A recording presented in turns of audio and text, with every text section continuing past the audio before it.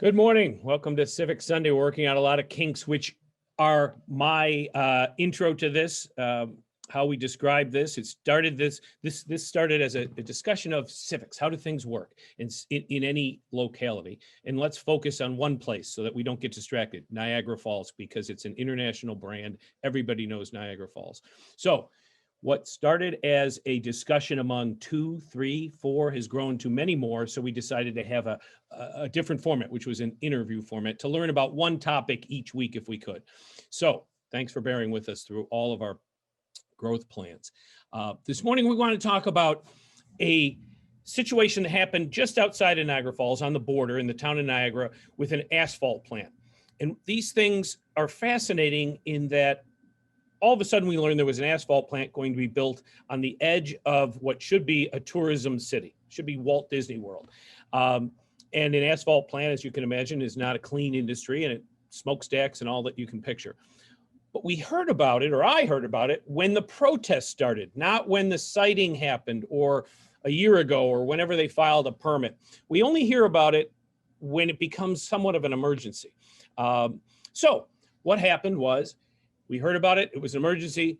A lot of people joined forces to organically protest this thing or question it at least. Not the cancel culture, but to at least raise issues as to why here, why now, why on the edge of what should be a tourism area. Did it make sense? One person that I know was involved in that. His name's Paul Cudella.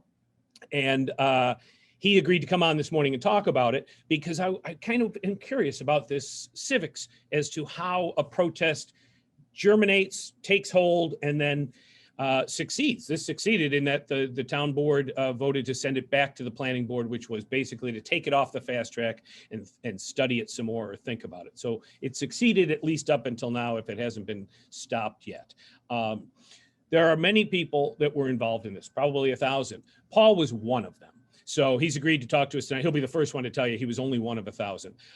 But he was prominent and he did work on this constantly. So in addition to everything that Paul is, he's very many things. He's a hockey dad and he gave up a morning of coaching his son's hockey team this morning. So for that, we're grateful that he's going to talk to us. So without further ado, let me bring Paul in and let him describe all the things that happened in this. So Paul, hey, welcome. Hi, good morning, Tom.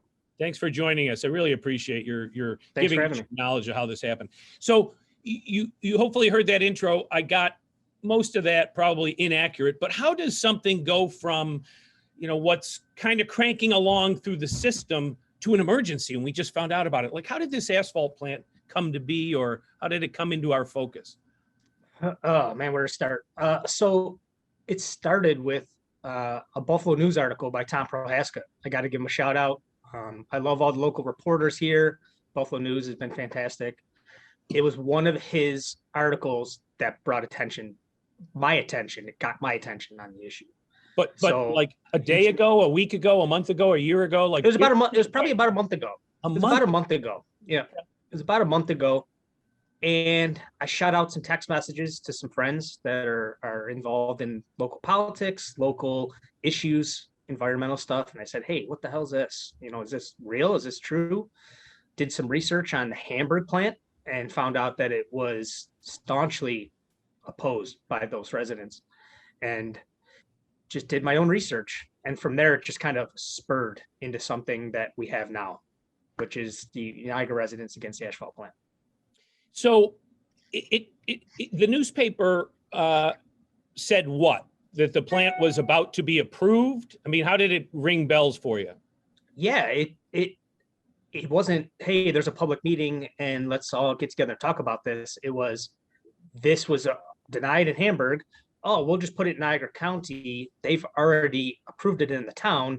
So yeah, you're stuck with it now.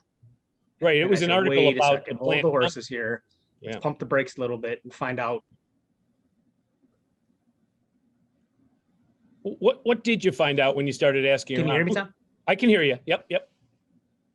Uh-oh. Can you hear me? Yeah, there's a little glitch. Sorry. Yeah. So what did you find out when you started asking questions? Where do you start asking questions after you read something in the paper? Where'd you go first? Uh, Believe it or not, I went to my fellow board members at the Niagara Falls School Board, and I started talking to them to see if they had any knowledge. You got a guy like Russ Petrozzi who's been around forever, and that's not a knock on his age. I mean, it kind of is, but I love Russ. He he he brought some light to the process and what should have happened, and he got on the phone and started making phone calls himself.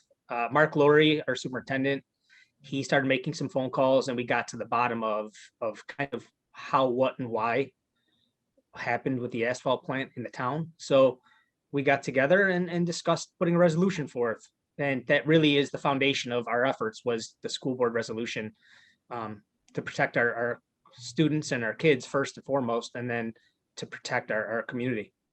Now, geographically, why the school board? I mean, I know you're a school board member and those are your people you talk to. So you talk to people you know, people, citizens, residents. Is the school like, 100 yards from this plant? Where's the geography of this?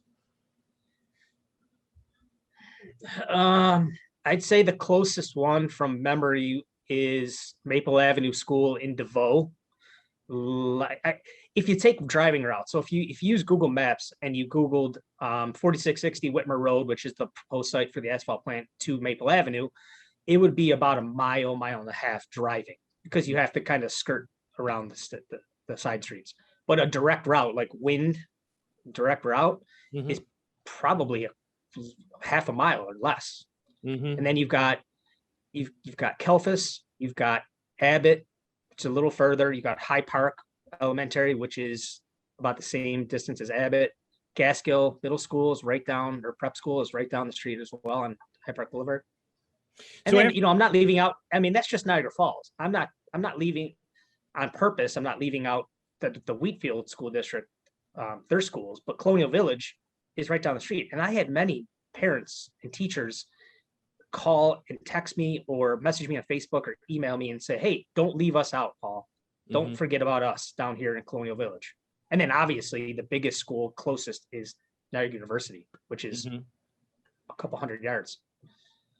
So after the resolution, that started to get other people to think about it. I mean, were you literally finding people, like picking them up as you went, who were outraged? Or, I mean, Well, yeah, it still happens. It still happens. I go out somewhere and people are like, if you hadn't brought attention to this or just posted something on Facebook, nobody would have known.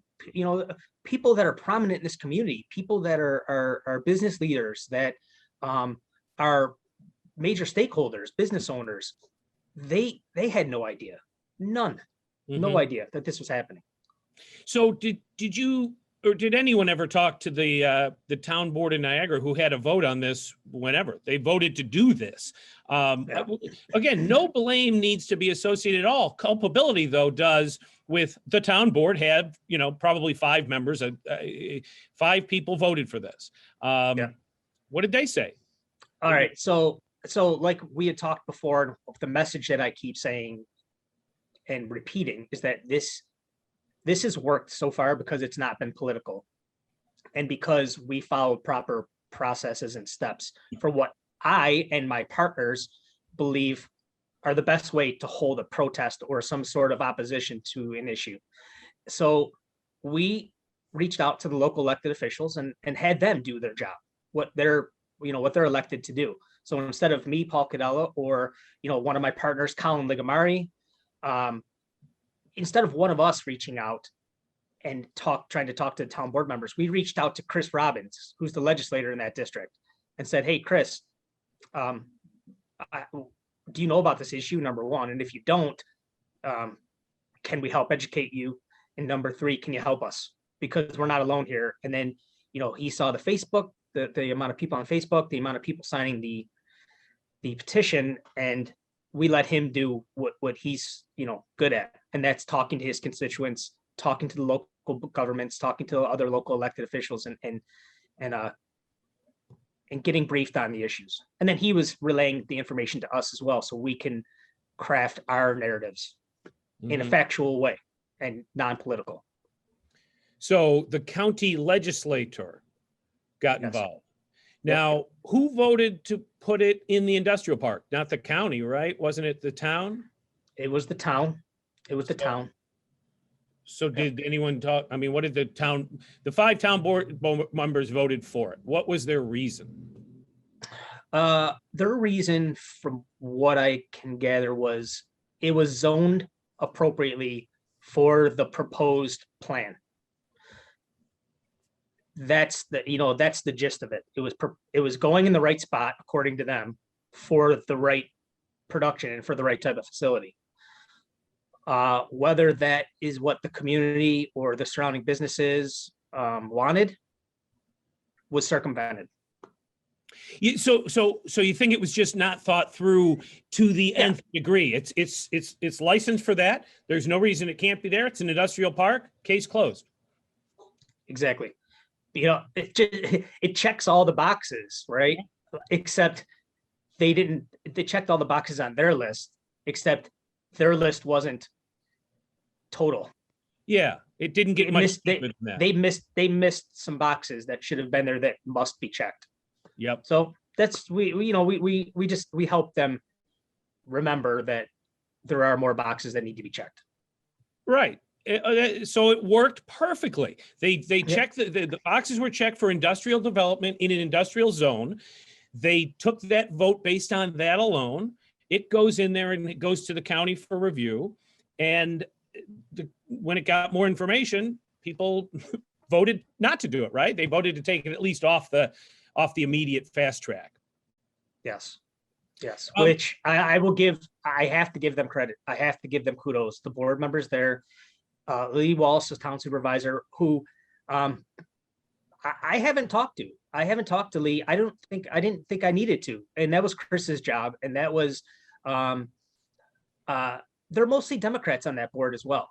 Mm-hmm. So, getting the Democratic committee members on board to help broker conversation, I didn't think it was appropriate for me to call them. I thought it was appropriate for our elected officials to do that.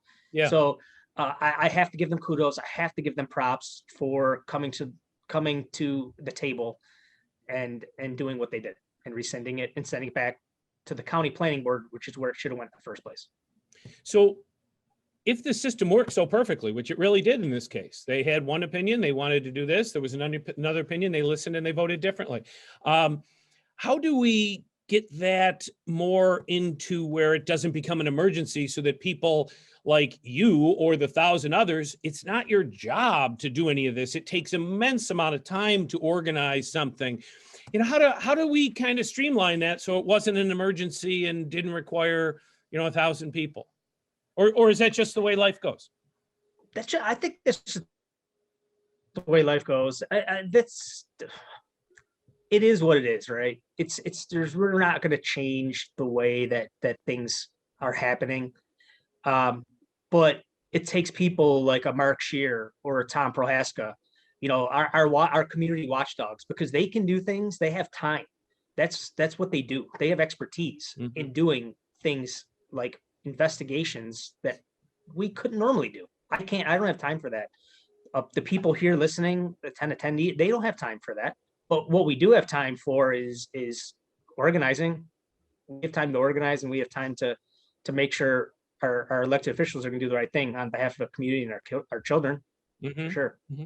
I saw there was a question by Brian Archie. I didn't understand. Hey, Brian, what? Yeah. So the having to do with Democrats is there's lines of communication between political caucuses. So by them being Democrats, it was just purely for a line of communication, just an easy way to communicate. That's it. That's all it was. Yeah, I didn't even catch that you said the word Democrat. So yeah. It's just important to know because at some point it's going to get brought up. When you talked about culpability, is there, when you went culpability, I think you might have meant, was there any sort of political push to get this done? Was there any sort of quid pro quo? And I think that I've talked about this before. I'm not taking that route. I'm not thinking about that route, but there are people that are going to want to look into that. So, I mean, politics whether we like it or not, it's going to be part of this conversation at some point. Well, I specifically mean culpability. Absolutely no gray area, because you choose to be either an appointed or elected official and you make a decision. My discussion is Niagara Falls and how can we change it a little bit to make it the best city on the planet. Somebody did everything that has happened. A person did. And that's not to blame. That's just that you did take this vote. You did, as a council person, vote to do X, or you got appointed to the planning board and you made a planning board decision.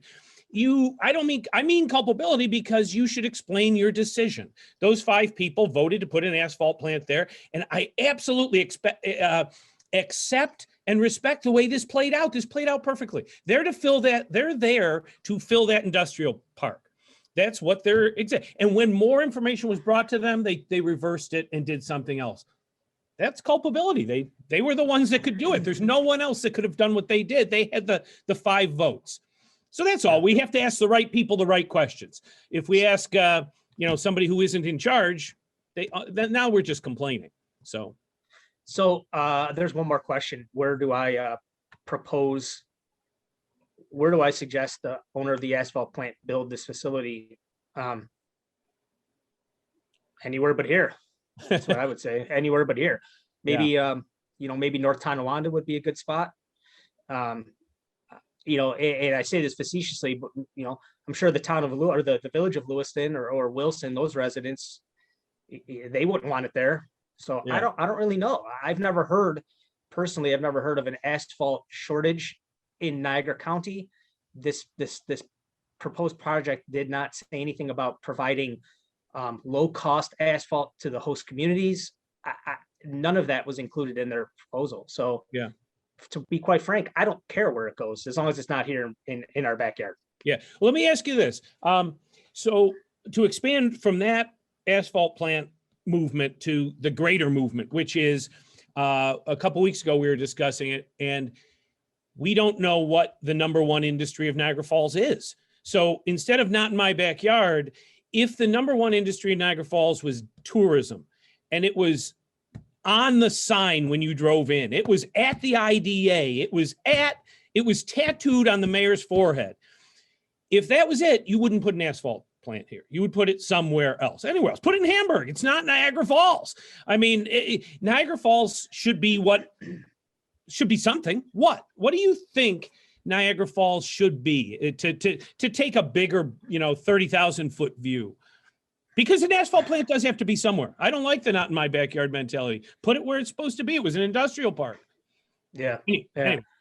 Well, I mean, it's a broad question. What should Niagara Falls be? And Niagara Falls is probably meant to be a lot of things. And it's not just a tourist attraction.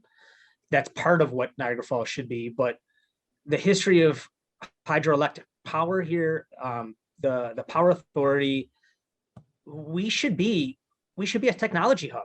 We should be a medical hub and a technology hub. And Buffalo likes to use Niagara in their branding and their marketing as a way to bring business and legitimacy to Buffalo.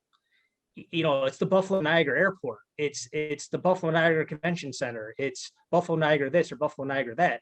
Well, we should have some of that, the offshoot from Buffalo.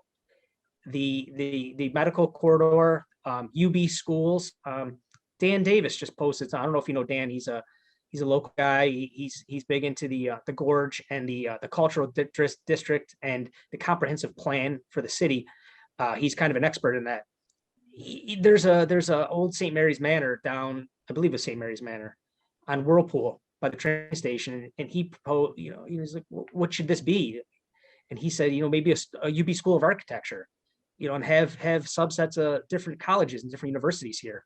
Niagara Falls should be a lot of things. It shouldn't be crime ridden. There shouldn't be a 300% climb in violent crime here. We shouldn't have slumlords, and we shouldn't have dilapidated properties and deplorable conditions on some of our neighborhoods. It's right now we're not even close to what we should be. But I think we can get there. Okay, well, let me take the other view, though. So if you were in project management and you were building a restaurant, you would do the first thing first and the second thing second. And you couldn't get those screwed up. Otherwise, you'd be delayed.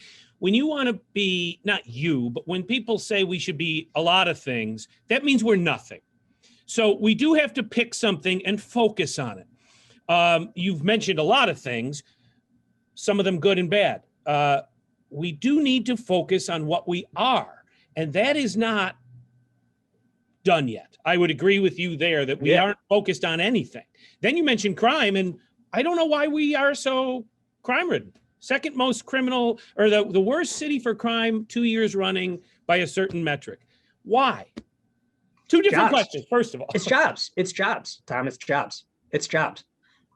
Poverty, the poverty rate here, I believe it's 1 in 3 is living at or below the poverty line. It's lack of income, it's lack of jobs, it's lack of stability, it's lack of pride. It all comes back to jobs. It all comes back to jobs, all of it. Okay, so what jobs? Pick. If we have to focus, what's your first focus? And I know what's going to happen here, and I'm walking myself into a corner, but that's okay. Because I just went against the plant that was proposing some jobs. But are those the jobs we need? We keep getting scraps here. We get scraps from the state. We get scraps from Buffalo. We don't want those type of jobs here. We want good paying 12-month career positions in Niagara Falls, like real legitimate positions. So what type of? We need medical jobs. We need technology jobs. We have to brand ourselves as a technology hub. I really believe it. Okay, I'm just chuckling because are you familiar with the stamp plant in Alabama Swamp? Yeah. Why isn't that on Buffalo Avenue? Yeah, I don't know. I really don't know. I really don't know. And Samsung would be a big deal. Amazon coming, even here just to market Amazon to Niagara Falls or Niagara County, at least would have been. And I'm sure they did. I'm not pointing fingers, or I'm not, saying somebody didn't do their job or due diligence with getting projects here. But, I haven't been involved in enough conversations to find out why businesses aren't coming here. There's got to be a reason. And that would be where we'd have to start to fix the problem. Is it because they're not getting low income or low cost power?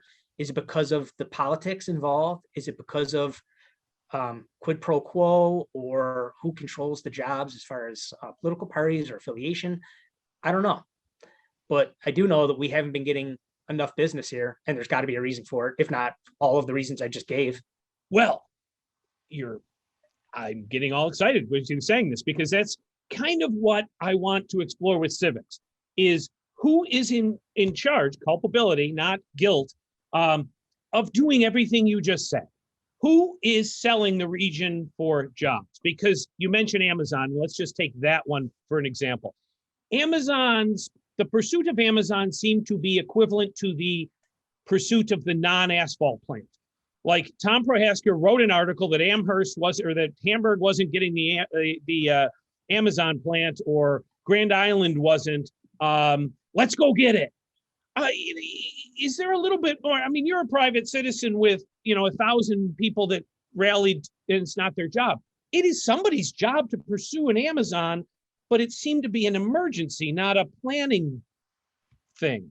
So who can you suggest we have on the show who would admit what Niagara Falls' number one industry is? The pursuit of a number one industry, or any priority. What's the number one priority for Niagara Falls? I've been asking for 2 years and I haven't found anyone that's given me an answer. I feel like Niagara Falls is. I'm yelling at you, and you're the solution. I'm not yelling at you. I just get passionate, so I'm not yelling at you. It's almost like Niagara Falls is afraid to pivot, and it's afraid to pivot from what it used to be, the tourism industry. And to Brian Archie's question about poverty by design, I believe it is by design. I believe it's by design. It's evident in the way that the city has been routed, away from inner city, away from Pine Avenue, away from Main Street, to keep people in the park, paying at the state park.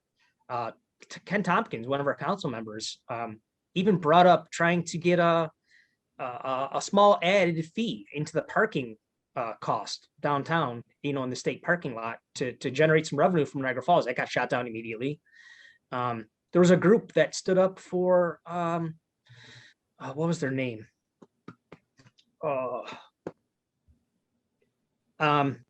They essentially wanted to go not after NYPA, but they wanted to reopen the conversation with NYPA to get a better contract and a better deal for Niagara Falls as a host community for power. So, but to get back to your question, Tom, who do I honestly, God, don't know. I don't know who it starts with. This is a perfect place to start that conversation. And I think through asking those questions that you're asking, you'll find somebody or something that will spark a change here. I hope this is it. I hope this asphalt plan is it. And I gave you a name of a person from Niagara University that I've worked with that wants to branch this movement, this group further into a panel or a group of looking out for the environmental issues in Niagara Falls and Niagara County. Because right now we don't have one of those. We don't have a watchdog. The DEC, according to him, is not worthy of conducting those issues on our behalf. So it's going to take a group of community members to do it. So our group's not going anywhere, whether it's a good decision, a bad decision for us, or indifferent. We're going to keep the group together, and we're going to find a different issue to work on next. And that's just what we're going to do. Now we're getting way out of what you came on for, and I apologize, but I got you, and I need to pick your brain as a citizen. So we're abusing Brian Archie's name here. Brian Archie's become a verb instead of a person. But he brought up 2 months ago the corner of so and so and so and so where they dump garbage. So he just posted last night or this morning another photo of that corner with a huge bathtub and a bunch of garbage all over it. Mark Scheer was on the program that day and said, old news. He's posted that photo for 20 years, right? What is up with garbage piling up on a street corner? I mean, there must be penalties against doing it. There must be, disgusting looking. It must be somebody's job to clean that up. And for 20 years, it must be in our culture. If you have a bathtub you can't pay to throw out, just throw it on this corner. It must be some common thing. Or a boat. It was a boat. It was a meme for a while. It was people would drive around and find the abandoned boats and post pictures of them. Yeah. And put sayings on it. I don't know where that starts. Well, okay. I hate saying that answer. I hate saying I don't know, because I've lived here for 39 years. I'm indoctrined. I am eyes deep in this community. Yep. and a guy like me, I don't know where to go. So civics again, though. This is why it's civics, because we don't know where to go. That's a pertinent question. Hey, where do we go? We had John Spanbauer on a couple of weeks ago, and we hope to have him on quite regularly, because no one will know if a city councilman doesn't know. But somebody asked about tourism, and what does somebody do in the tourism industry? Like, you own a store on Wine and you own a store on Third, and you have a tourism idea. Like, we need this done. We need this cleaned up. Who do you go to? Who do you suggest that to? The answer was, I don't know. That's from a city councilman. And I love that city councilman. He's fine. He comes on here. He takes everybody's questions, and he honestly kind of threw up his hands. This city doesn't have somebody that takes an idea and runs it up the flagpole. This city doesn't have somebody that goes out Tuesday morning and that corner is cleaned up so that Brian Archie can never tweet that again. I mean, it's unconscionable. If you talk to former council members, current council members, and they talk to you candidly, they'll tell you, I didn't realize what I was getting into. I didn't realize how little I could probably get done. Yeah. I didn't realize that there were so many issues that no one person just can't possibly do it. Why? And why would that be the case? How can you get elected city council and you can't clean up a street corner? People expect city council members, and I don't think it's very reasonable that people think somebody goes from being a normal everyday citizen to getting elected into a city council position, and all of a sudden they're supposed to know everything and be able to snap their fingers and get things done. Yeah, that's just politics. It's government. It's civics. It's just the way things work to However, prevent. when you're a city council person, there's a whole staff that the mayor has. So when you're a city council person, you're one of only 5. You should be able to call up every gosh darn morning and say, who's cleaning up that corner? I can't live like this. That's doing something. I know that city councilman doesn't have a staff or anything else in a small city. A street corner should be able to be cleaned up. Or don't vote for the budget, or don't vote for a public information officer. Hold something at hostage until that corner gets clean. But you're talking one corner when there's 50. Start with one, though. Start with one. So Brian Archie tweets this every week. Stop it. It's demoralizing. It gets to the point. It gets to the point of diminishing returns because it's so demoralizing that it's the same issues time and time again. It's the same corners time and time again. It's the same streets that need to be paved. It's, the streets are, oh my God, we're going to go down a rabbit hole here. I know. It's just nothing ever changes for the better. And how come? Now that's a great question. Hey, do we have Colin that wanted to ask a question? I don't know. Mike moderates this. If you have Colin and she wants to come on and ask, just throw her on because Paul or I won't shut up. Just throw him on. Oh, Colin. Hey, Colin's here. You're on mute, Colin. I am not camera ready. No, don't. Your camera doesn't need to be on. Thank you. What do you got? No, I was actually just making a statement. So when you were asking where the asphalt plant should go, my statement was the asphalt plant should go wherever the community is willing to have it. And that was not technically a question. That was just a statement. Well, you were part of this, Colin, as well. How did it grow organically and how did you hear about it? Paul read about it in the paper and then, started asking around and stuff. When did it come into your view? So very much like Paul, I read it in the Buffalo News article from Tom Prohaska, but also, I had the prior knowledge of friends living in Hamburg who fought tooth and nail to keep it out of their community. So as soon as I saw it in the paper, I knew what they were trying to do. So I reached out to as many people as I thought could help as possible. Both of my parents live in the neighboring community of Belden Center, and that asphalt plant would have directly pumped carcinogens over their homes. Mm-hmm. And so you started asking friends and family and getting involved as well? I do. I reached out to Paul, also Chris Robbins, and then we snowballed from that point together, I feel. Yeah. How did you find that it went? Were people receptive, shocked? I feel like they were so receptive to fighting against having it in their community. As soon as they were aware of it, everybody stood on the same plane as saying, hey, we don't want this, this will directly affect our health. We don't want this. Mm-hmm. So it was really easy to gather people together to stand against the plant. Yeah. Colin, are you running for office? Yes, sir. I'm running for Niagara Falls City Council. How do we clean up the corner that Brian Archie keeps tweeting? I love Brian Archie unconditionally. I don't want him to ever tweet that photo again. I don't want him to be able to. I want him to tweet it every Saturday until it's cleaned up. And I want it to never be tweeted again because we've cleaned it up. My answer may not be correct, but what I would do if it were my corner, very much like what he's doing, and I'm not on Twitter, so I don't see it, but we have departments that are technically supposed to be in charge of making sure things are followed through with. If I call DPW and I say, hey, I have this corner, it's full of trash, they're supposed to say, okay, thank you. We're going to put your ticket in. You are number, 5, 10, 75, and we will follow up with you when it's done. And it seems like there's a break in the system between the people who are supposed to be in charge of getting things done and the citizens. So I've called DPW for a few different reasons as a citizen.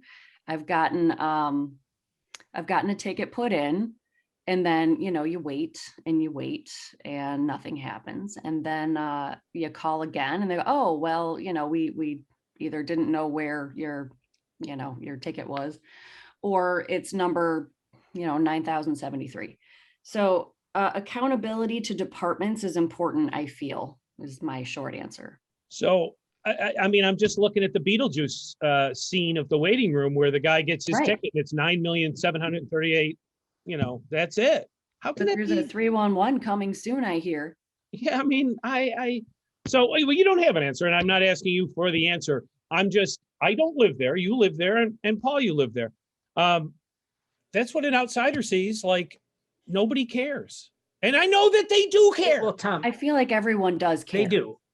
They do care, They but do. it's And- dirty.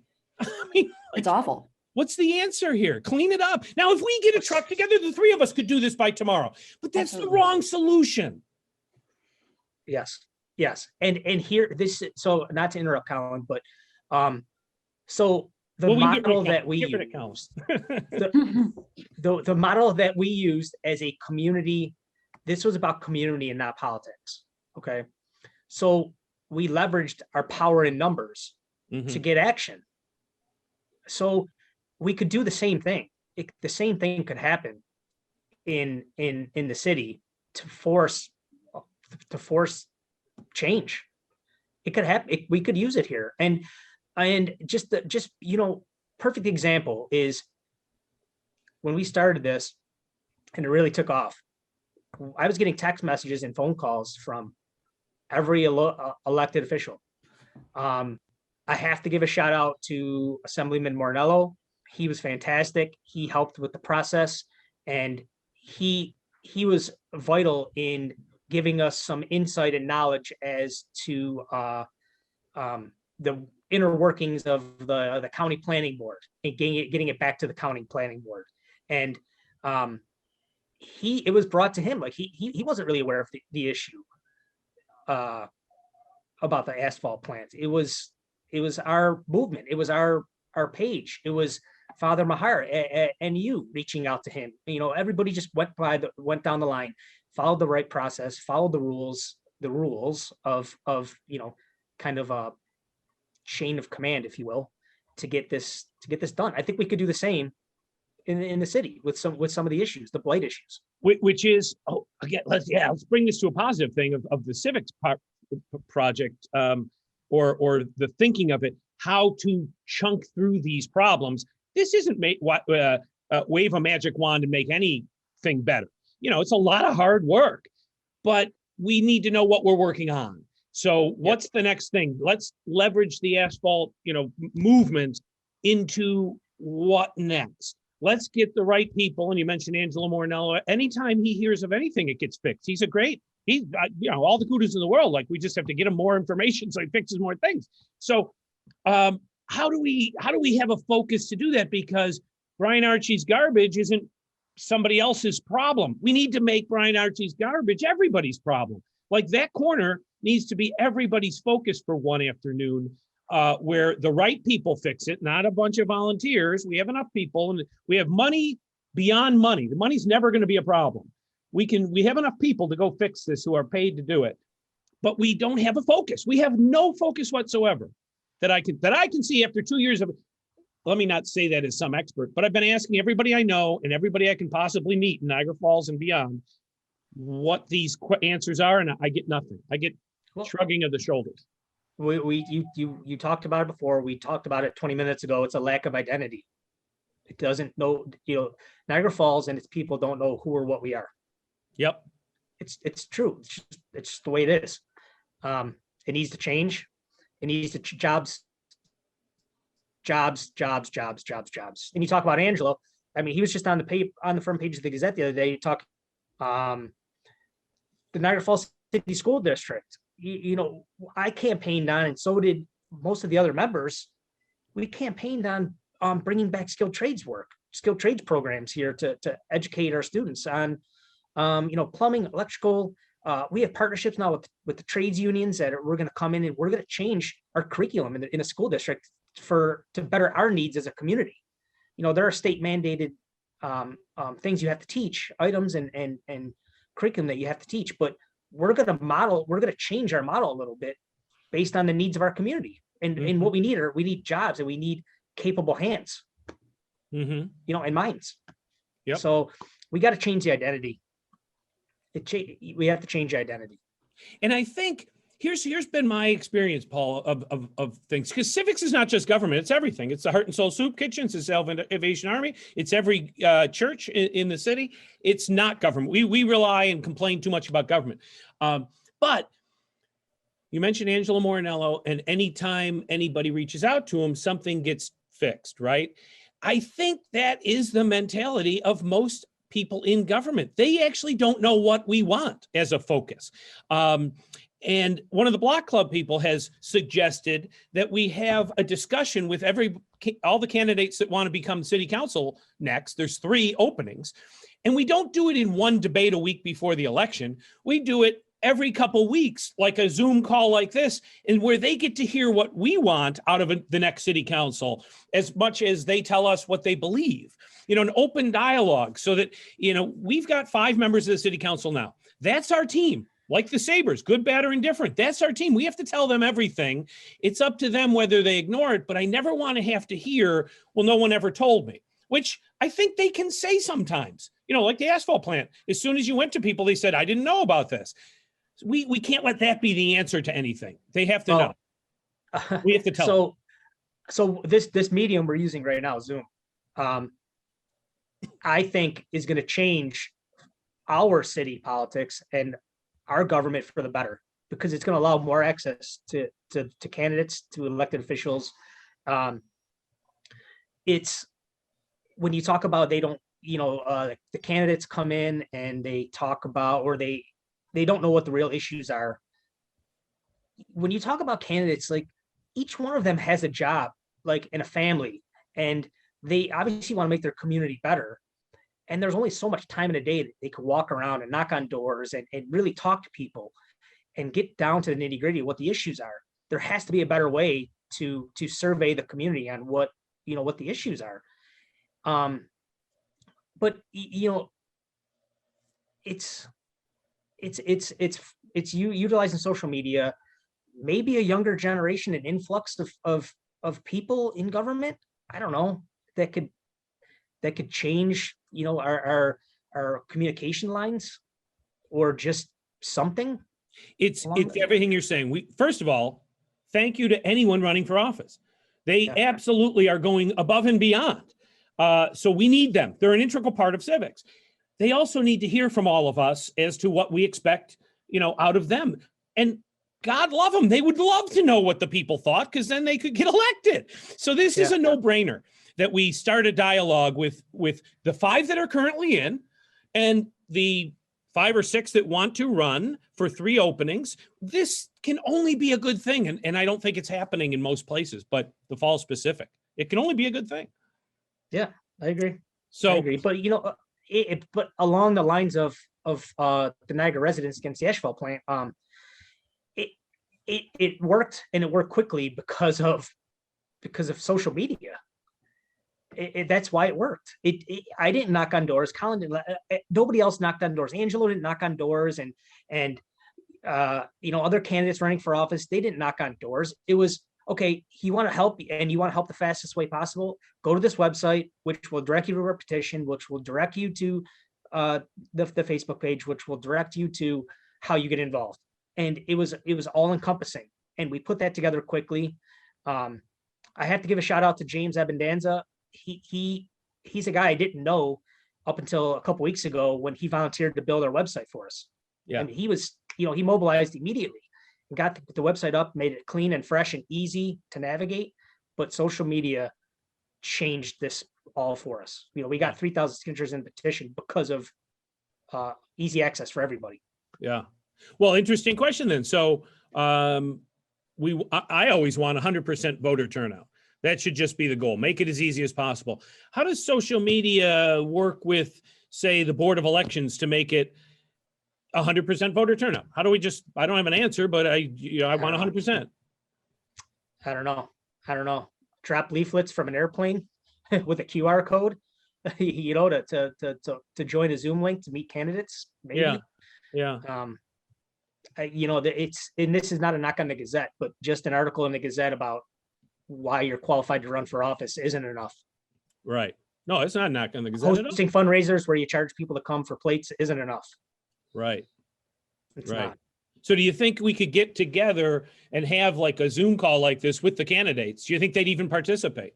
Hell, take this Niagara Residents for the Asphalt Plant, change the name of it to, I don't know, change the name to something like City Council Candidate Night or whatever. Change the name of it and use this platform. This isn't mine, it's ours. And now it's got over 1,000 members. Like, use it. You want to find a way? Colin, are you still there? Hey, I am still here. I didn't want to be rude. well, no, no.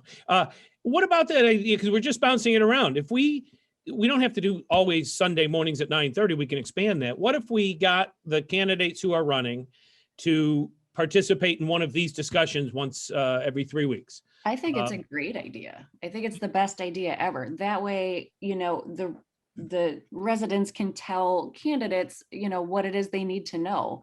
The hardest part for me on the campaign right now is making sure that I reach every corner of the city so I understand the needs of each corner of the city. So this would provide an amazing platform to have people, not have to leave their house. So all of us are smarter than any of us. I love to quote that. I think it's a Japanese saying, but so a volunteer for the Civics Project has been trying to find a list of all the candidates that qualified for the ballot this November. And I know that's a tough thing because there's all kinds of challenges and everything else, but called the Board of Elections last week, was told, we don't have it. Called Friday 3 times, nobody picked up the phone at the Board of Elections. Right. So in order to try and launch a social media dialogue with the candidates running for city council, a volunteer has not been able to get a list of people that we can then reach out to. So is there any volunteer listening that could get us those lists? Because I know Colin's running. I know James is running. I think Dante is running. I've heard there's 3 I've heard who are running. Oh, Jim Perry was in the paper. He's trying to qualify. Tracy 4. Backs. Well, Tracy Backs. But here we're bouncing names around, and they're not. What I'd like to do is get the official Board of Elections, because now David they're Zajac. official. So somebody gets us that list, then we'll reach out to the people. Then we'll start it by as early as next week. But there's some of our, now the asphalt people would not have put up with this. They'd already have the list. It'd be online and there'd be a website. I get it, but we need that help. All of us are smarter than any of us. Everybody I work at something else. It's all volunteer. So anyway, we need help getting the list. Tom, there's a comment. The BOE won't give it to you until they certify the list. So maybe they're working on the certification of the list. Okay, so no, I get all that, and the language is important. The volunteer called last week, and that was the reason. It's not certified. It'll be certified next week. Call. Next week, the last day of the week was Friday, and the person called. And they weren't told that it wasn't certified. They were told nothing because no one picked up the phone 3 times. So do we have a question here from Dave? Yeah, just a comment here. In Erie County, candidates are listed as soon as petitions are filed. You don't get that in Niagara County. I don't understand why it's so hard and complicated. It doesn't seem like it should be. You got to remember though, the Board of Elections, please, and again, I'm nothing against the people there. Their job isn't to make it easy for citizens. You got to understand that. I've worked at the Erie County Board of Elections, which are actually one of the best in the state. Generally, the Board of Elections their job is not to make it easy for you. Their job is to help run a process, but also help elect the endorsed candidates. Please understand that. It's fact. It's where it's at. Yeah. And I'll close here. Thanks. Yeah. I wanted to have maybe Dave on some week, not for me to question, but just to have that discussion of elections in general, because they're not the citizen farmer leaving the plow to go serve and then go back to the farm. That never existed. It's a myth. But running for office is a difficult thing. We're now beyond the petition process. That was hard enough, knocking on doors. But if we're going to get more people in the process, we're going to have to social media the heck out of it. But part of it is Georgia isn't the only problem. New York's got its own problems with voting and turnout and making things easy or difficult. So we should have a discussion on that. What are New York State's hurdles for voting? I much enjoyed the mail-in voting last time. It's not going to be as easy with this time. Apparently it's not going to be automatic, but we got the ballot in the mail. We sat around the table and talked about it, just like an Ozzie and Harriet type thing. I mean, we took a week to actually go over all things, various nights and stuff. It was so relaxing. I wasn't waiting in a very short line at my booth and then going in, and I always know 2 or 3 candidates, but then I'm surprised there's 2 or 3 on there that I never thought of. It just made sense to get it in the mail. I get a credit card from a different bank every week, or credit card offer, right? It's a plastic credit card with a swipe zip on the back. They must be pretty cheap to mail out if banks mail them out every couple of days. So there's got to be a better way. I'm not even blaming the Board of Elections as it is currently constituted, but a volunteer tried to call when they were told to call, and we still don't have a certified list. That's all I'm saying. So anyway, Paul, I asked you for none of that. I apologize, but I did want to ask you though, in general, and have you reiterate that the thing that happened with the asphalt plant should be able to happen proactively, not just reactively. And how do we take the asphalt plant movement and make it proactive? Number one question, what should the falls be? What's the number one industry in the falls? I know it could be several things and there could be a top 5. What's number one?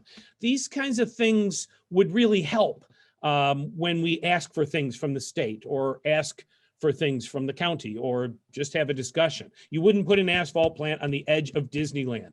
You just wouldn't. Thank God you stopped it, but you really had to work hard to stop it. Well, hold on. Hold on. Before you go any further, I want to dispel a myth or a misnomer here. This is not stopped. Yeah. This is now just diverted to the right entity for their review. Yeah. Niagara County Planning Board could very well say, okay, yeah, this project's fine. Send it back to the town of Niagara, and they may approve it. So it's not out of the water. It's, it was a small victory in a long fight, but it brought, most importantly for me and for many others, that it wasn't political. It was about community. Number one, there was no pointing fingers. That's why it worked. There was no politics involved. That's why it worked. There was no name blaming or bashing. On our Facebook page, people can post to the page, to the group, but one of us has to approve it, one of the moderators. And the rule number one was they swear, they point fingers.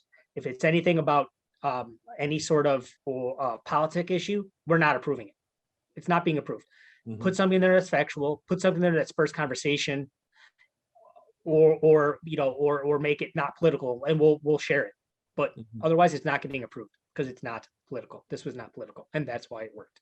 But back to my first statement is it's not over. Goes back to the planning board. I believe it's May 17th, the county planning board.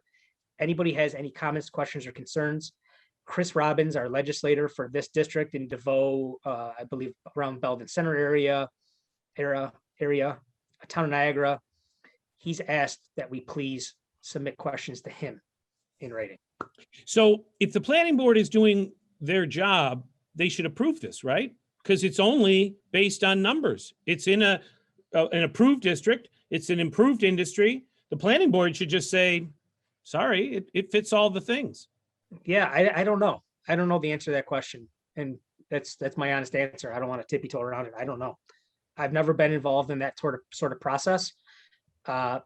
When you get into something like this and you get a lot of people involved, you'll realize very quickly that you're going to be pulled in 1,000 directions with 1,000 bits of information. Mm-hmm. And then somehow somebody has to sift through and find out if it's all real or what the actual factual information is. I've had so many people email me, message me, text me. I'm accessible. My information is kind of out there, especially with being on the school board. It's just publicized on the school. So people went to the district website, found my information, emailed me or called me or texted me, and they want to remain anonymous. But,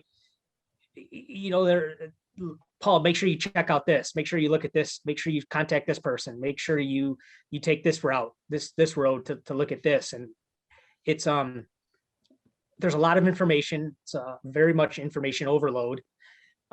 So that's why we're not using, but, asking, our legislators, our assemblymen, to kind of do that legwork for us.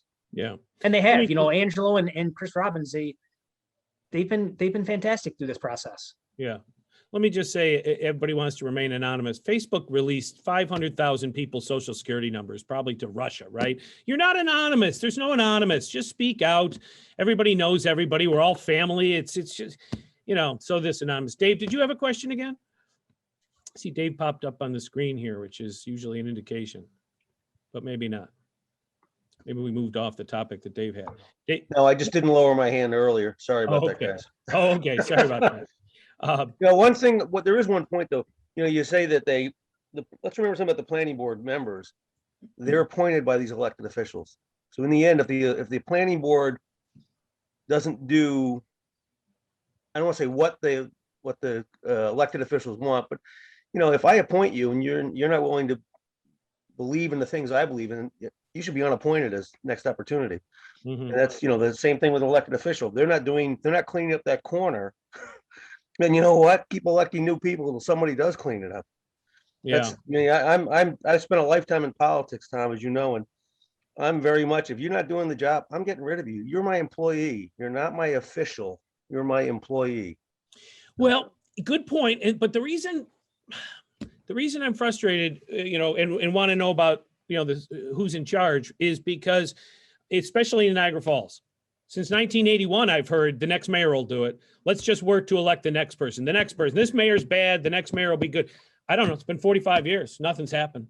One mayor's same as the who. So you meet the new boss, same as the old boss. So I don't, planning board can do what they want and they can be appointed and unappointed. It seems no priority seems to be refocused. So it's civics now. It's who's in charge, because Tom, you can't wait to elect someone new. In a microcosm of what you just said, the same thing happened with this movement. It was, I posted something, then my phone kind of started ringing, text messages and whatnot. They're like, Paul, what are you gonna do about it? I'm like, I was just sharing it. I mean, so it just got to the point where enough people said, what are you gonna do about it? And I am more than happy to go to bat for my community. Mhm. Win, lose or draw, it's the right thing to do. I'm glad I did it, and I hope more people will do it too. And we didn't do it to make you a celebrity by any stretch, and that's not why you did it. But you can't be anonymous. Why would you be anonymous? Exactly. If you feel that it's bad, just say it's bad. I don't get that anymore. Stop being anonymous, people. So, well, it's the messaging. It's the branding and the messaging. It really is. It's, if you keep it neutral and you keep it on point, things can get done. Things will work. yeah. And that's the difference with like the school district. It's apolitical. There's no political affiliations for the members, or you don't need endorsements. It's unpaid. It's purely volunteer. And at first I didn't realize the time commitment to it, but then once I got in and you see the work that's done by the board members, by the employees at the district, the teachers and the students, and it's worth every minute. It really is. It's worth every single minute to dedicate. Now the asphalt plant has certainly remained apolitical and succeeded, maybe because of it. But every other issue in the city of Niagara Falls seems to be 100% political. I don't know if I've met any other city where things aren't completely political. So if you can turn the asphalt plant from reaction to a plant being cited to proactive of what's our number one priority, you will be moving the mountain a bit. You'll move the ball an inch. But right now you reacted to one thing, but everything else is political. We can't even pretend. That city is so political. It's the political capital of the world. Sorry, it just is. Well, I would rather not go down that rabbit hole right now, but I can't disagree with you. Right. I'm not even going down a rabbit hole. It just is. Again, the mayor has changed 5 times since we started following this. Nothing's different because people want it to be this way. I don't know why, but it benefits somebody to be this way. And if we all want it to be different, we just have to know who's in charge. How does the process work? Who picks up that garbage? We don't have to go much further than that. If that garbage isn't picked up by middle of next week, we're still a very broken system. Thank God you fixed the asphalt plant, or at least move the ball a little bit. That garbage is just as important. It's terrible. It is, but you look back, you look to the, I look forward to May every year. I look forward to May to be able to golf and, be outside, but I also look forward to the Niagara Beautification Committees, their clean pickup every May. They get 500-600 volunteers, people from all walks of life. Every union workers come out. It's a fantastic event every year. It's bittersweet though, because we shouldn't need a beautification event to pick up garbage, but it's necessary. It's a necessity in this town because it really truly makes a difference. It really, every single time they have that, it's on a Saturday, the Sunday, the city looks different. It's a different feel. It's a different vibe. We shouldn't need to have that though. You shouldn't need to have it, correct. Thank God they do it, but they do it once. And then by September, late August, that median on, I come right off the Robert Moses and I go on that median. It looks noticeably different next month, right? Beautiful. By late August, it looks a little seedy, untaken care of, and dirty again. Because it shouldn't be volunteers. The city should have people that do this. Anyway, that's civics. I'm not in a position. Well, that's what a lot of the issues are. It's money. It's who can pay for it and why and how. And, but you talk about elected officials and your neighbor is running, you're cutting grass outside and having a beer with your neighbor one day and he's running for city council the next. He or she is running for city council the next.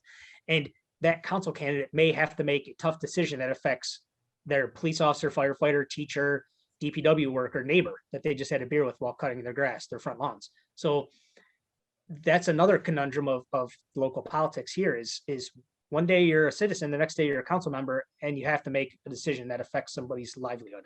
Well, you decided to run. I give no sympathy there. You wanted to do it. No one put a gun to your head. Yeah, I know. And I've known John Spanbauer forever. I've known his family forever. Yeah. I told him a couple weeks ago, I said, John, I respect you for going out there. Yeah, you tried to make you've tried to do things. You have succeeded in some. But those things in my employment may or may not have affected me. But I still respect him for doing what he thought was right. Mm-hmm. At the end of the day, we're still neighbors. Somebody has to do it, right? And that's just like the asphalt plant is there's invisible lines that divide, neighborhoods here and municipalities and local governments. And just because there's an invisible line doesn't mean we're not neighbors. Doesn't mean I can't look out for you. Hey, Paul, so thank you. And we're out of time, but you're telling me my takeaway is that the asphalt plant, movement are shifting and not disbanding. That was a solid group. You all found each other like under the rainbow and you like it and you're going to do something else. Yeah. And it's not, we didn't find each other. We just found these are all people we know. It's all people I know that I have on, in my phone as contacts, or even if we didn't, it's not fate, but maybe it was fate. Maybe we found a common ground and now it's let's trudge forward on a different issue. We can change the name, right, or we can create a different group and just use the group, right? Morph into something. That's the greatest news of today. That's my takeaway of today, that group is not going away. No, we're not going anywhere. Thank you. Hey, I'm sure we'll talk for the rest of our lives together. But thanks for today, and thanks for giving up a coaching opportunity for your son's team. We really appreciate it. Thank you for having me. Anytime, right, Tom. Paul. Have a good day. Bye-bye. Okay, too.